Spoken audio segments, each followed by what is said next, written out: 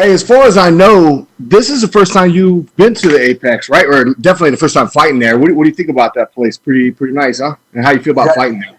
it's pretty dope. We got to get a little bit of a tour. We didn't do the whole thing 2 days ago, but we got to see the part that counts the most, which is the octagon. And I'm excited about it, man. There's a lot of history that's going to be in that building, and to be a part of it is going to be a great thing, especially in a time like this where there's so much going on in the world. I think to give the fans kind of somewhat of an escape from reality for a little bit and give us some hope that life can get back to normal. It's gonna be a great part and an honor for me to be a part of that. I haven't asked anyone else, but I mean, since UFC is the UFC PI open back up for you guys? I assume it is. So you're able to train over there and cut weight and all that. Yeah, I'm actually doing my weight cut at the hotel though for tonight, the final few pounds. There's no reason to use the facility right now for the main part being that we're still stagnant with like the training cycle. So I typically like to train for longer than an hour, keep the sweat going, and push out as much weight as I can in one session so that I can minimize the amount of workouts I need to do. I cut a lot of weight to get down to 135. You could say I walk around 165, sometimes 170, if I'm eating really good. So to get my weight acclimated, I need to make sure I have the sufficient enough time to do it the right way and to feel good and not feel depleted coming into fight night. Tell me more about this blue padded room I keep seeing you train in because it looks like an old school like underground fight club like when I first started training. What are you guys up to in there, man? That's the Dog Pound training crew. That's the Iaquinta penthouse suite is what I call it. It's over in Long Island, New York. 2-car garage. He converted it. That's kind of what we had at his old house that I used to live with him in, and now he just moved. He's living on the water now, moving on up in the world. And thankfully for him and the squad, man, they came through for me in a very tough time for me to get some adequate training partners, high-level training partners at that. So that's pretty much where the training went down. We called it the Dog Pound team, because it's a small, confined space, but we're all dogs, dog eat dog, but these dogs are pushing each other. We're not tearing each other down, we're pushing each other to the next level. All right. Last question for me is on a more serious note. The last week or so, I mean, we don't need to get into the details. Obviously, we know what I'm talking about. I haven't been able to eat, sleep. My anxiety's off the charts. I can't imagine how you feel. I don't have to get into a cage fight. And on top of that, you're a young black man from New York. So can you just kind of tell me how you've been able to cope through a stressful time like a training camp with all this craziness? I mean, if I'm being 100% honest, it's not easy at all. Losing some sleep. I have to. Good thing I got my sponsors. They make this sleeping supplement, Sleepy Bear Company, and that's helped out a ton to kind of alleviate my mind and kind of just put my mind at ease, because you can find yourself when you're in your room by yourself, just sitting down, and you just start thinking about all these things, and your mind starts racing. So it's been tough during the day. Training takes my mind off of it. Eating takes my mind off of it. And any type of conversation I can have with my teammates that are with me. If we're not talking, then the thoughts come back, and at night they wake me up. So good thing I did bring those to help out. I took some last night and put me up for a while. But then, these are strong emotions, strong thoughts. So they creep back in there. And at the end of the day, I got a big fight at the end of this week. So I got to really dial it in. Like I said, when I'm training, I'm focused. But outside of that, so right now, I'm still pretty focused on the fight. I don't think there's anything being taken away from that. It's just there's just a lot going on in the world. This is just a small part of this. This fight, it matters, but at the same time, it doesn't matter in the grand scheme of things in terms of life. So this is just something to do for entertainment for the fans and for myself to provide it. But other than that, man, there's so much more at stake with everything going on in this world today. Wow. I appreciate your candor, Aljo. Thank you so much, man. Thank you. And we'll take our next question from Damon Martin with MMA Fighting. Yo! It feels like every time we've talked during the pandemic, there's a different scenario for your fight and the title, and I haven't had a chance to talk to you since everything kind of changed. What is, going into this fight with Corey, a lot of people, myself included, thought maybe this would be the title fight. Didn't go that way. Now we know it's going to be Aldo and Jan. Can you kind of give me your thoughts on the lay of the land now that we know how it's kind of played out? I think this is really the title fight, just 3 rounds. Corey's got a better resume, let's be honest, than Peter Yan does. He beat Rafael Sunsao, who's been a mainstay in the top 5 of, I think, the last 4 or 5 years. I think that says a lot, to go out there and to dispatch him the way he did. The only people to do that has been Sam Hagen and Marlon Moraes. So he beat John Lineker. Another tough dude, tough fight, close fight, split decision. Peter Yan, his latest victory that catapulted him into the top 5 was over Uriah Faber. Not saying Uriah Faber isn't tough, but let's be honest here. He's not the Uriah Faber of old, but he's the Uriah Faber of, he's not the same. He's just not the same. So a win over him doesn't do that for you, I just hope that the rankings and everything gets back to normal, and the UFC can get back to what made them great and what makes us better than boxing, the best guys fighting the best guys. And now that we have a little bit of clarity with Sayuda out of the mix, hopefully this is the last clown fight with Jan and Jose Aldo, and we can start putting guys who are winning back into these title slot positions and not just granting title shots because we felt like they might have won the fight. All that matters are the 3 judges that are sitting case ringside, and everybody else's opinion doesn't matter. It doesn't matter if Dana thought they won. It doesn't matter if my cousin thought I won. It's what those guys think, those guys and girls think. So at the end of the day, Jose Aldo has a loss in this division. He's fighting for a world title in this division, which makes no sense.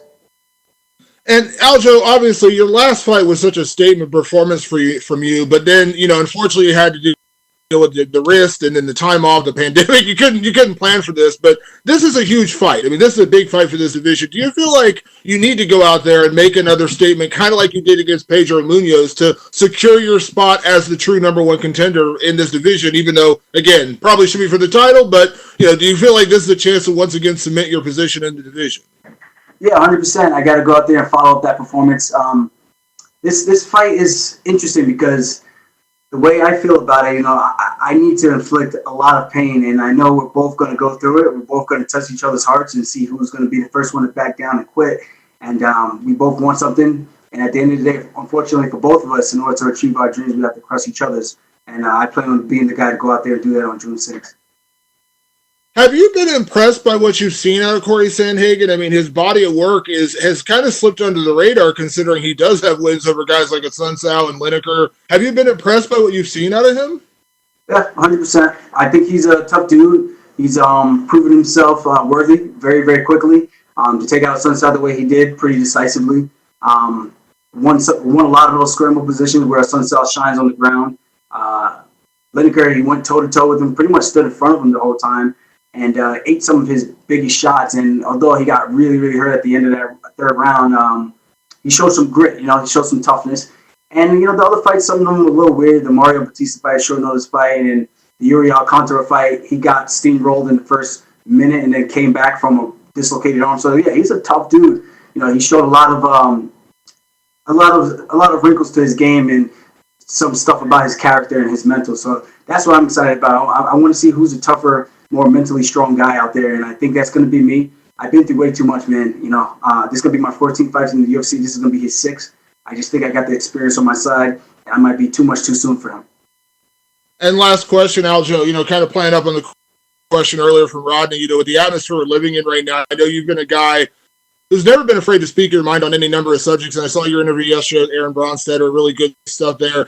Do you feel like it's important for people in your position to take to this platform and be able to speak about, the atmosphere we're living in with the protests? And we can't ignore what we're seeing all around us. And obviously the UFC this weekend is a phenomenal distraction, kind of gets us back into a normal, sense of normalcy, but we can't ignore what's going on in the world right now. Yeah, I agree 100%. It's a little bit of a shame when I see some fans saying, can you do me a favor and not ask questions to the fighters or the athletes about political stuff because we don't care about their opinions. We don't want to hear that. This is not that platform. If we want to hear that, we would turn to CNN or Fox or ABC, whatever the case may be. I do think it's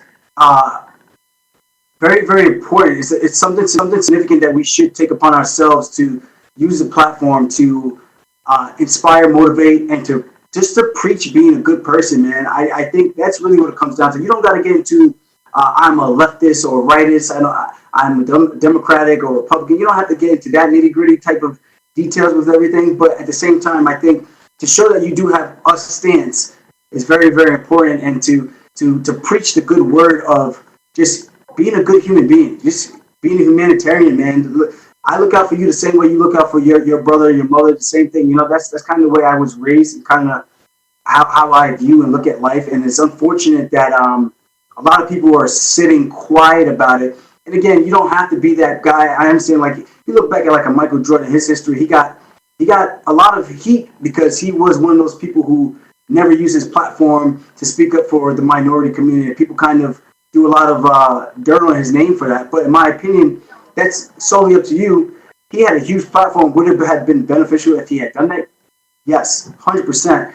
Just because of his reach and his influence, I think that could have made very, very pivotal waves. Maybe things don't change. Maybe things do change. We would never know because we never had the opportunity where he actually did that. But where I sit, man, I grew up in a neighborhood like that. I've had negative experiences with cops. I've had positive experiences with cops. I got friends that are cops today. I'm an FDNY hopeful. So I understand the camaraderie between cops where they always look out for one another. I do think there's just a lot of things that need to be said. It's like an onion. There's so many layers that need to be peeled back in order to rightfully get to the core of this. And it stems back from 400 or 500 years ago with slavery, just from time and time again, man. It's been passed down. And this is a great country. I love this country. Unfortunately, I was born and raised here with my Jamaican roots intact, and it has a lot to offer. There are some things that can always be better. You go to other countries, and there's a lot of things that we would not be fortunate and blessed with to have. But in this position where we are today, things could definitely use a lot of room for improvement. And I think we have to just peel back the layers and have a conversation. And they're tough conversations that not a lot of people are going to be empathetic and understand one another's. And that's the situation that we're having. There's a lot of friction because we are unable to pull ourselves back and look at the bigger picture and see each other's point of view from a different perspective, different lens, wearing their shoes for a day and see what it's like to be a black man. You would never know what that's like unless you are in this body, So I think it's a little unfair when people always try to downplay what certain people are preaching. And not every protester is right. Not every cop is bad. The same thing, not every cop is bad, but some people are going out there and there's a lot of things that are going on behind the scenes that need to be addressed, like the whole thing with like the bricks being staged or, quote unquote staged. I don't know. I have no idea, but things just miraculously just popping up. And it's kind of like lighting the fuse or leaving the bait and hoping that someone takes the trap and really starts to go off and cause chaos in this country. And it's dividing us, So I hope we can figure out the reforms, educate and really retrain our police officers, getting people to understand that just because I grew up a different way and my lifestyle is different doesn't mean that you need to be afraid of me. I think at the end of the day, man, we all put our shoes on the same way, tie our laces, put our pants on, brush our teeth, and it's we all bleed the same. We all got that same beating muscle in our left chest, and I just think we're all the same, man. I think people need to realize that all these stuff, that how we tear each other down. And again, there's a lot to be said about the black community as well. Minority community, I think systematically we are oppressed, but at the same time, I think we need to take a little bit more responsibility for our actions. Meaning, so if we get pulled over by a cop, not going crazy and creating a scene when we feel like we're wrongfully pulled over. This is something I deal with all the time. I still get pulled over. And if a cop doesn't know who I am, when they do find out who I am, my interaction is 100% a lot more politer and a lot nicer compared to when they just think I'm just some random black dude that they're pulling over, So I do still conduct my way. Yes, sir. No, sir. Hands on the steering wheel. Hey, may I go into my glove compartment to grab you my registration? May I go into my back pocket, sir, ma'am, to pull out my wallet? Yeah, we might not feel like we have to do that because you feel like, oh, we're violating our rights because you wrongfully pulled me over. But I think if we take a little bit of responsibility for how we respond, we can diffuse the situation before it gets to that edge and that negative level, that point of no return where someone is taking another man's life because they have a badge on and they feel powerful enough that they can just sit on another man's neck or put him in a chokehold for X amount of minutes and take someone's life, So that's where I said, man, I've had this tough conversation. I'm a family of 20 siblings, so I was just on the phone this morning with my sisters letting them know, like, yo, we gotta figure out ways to do better. We weren't raised like this. people look at me all the time. They say, "How the hell did you come out of that family and get to where you are?" And I thank God that I made some right decisions, and my life could have went left real quick, and I could have been another statistic. So I'm just fortunate for where I am. I'm blessed that the UFC is giving me this opportunity to use this platform and to fight, make a living, and to provide for myself, and really try to shape the future of my family and my future kids. And I think that's all you could do. You be the one that changes the revolving door going forward. Don't just sit on the carousel going around and around. You got to do something different to break the cycle. Thank you, Aljo. I really appreciate it. Thank you. Thank you, Aljamain. That is all the time we have for you, sir. You are good to go. Perfect. Peace.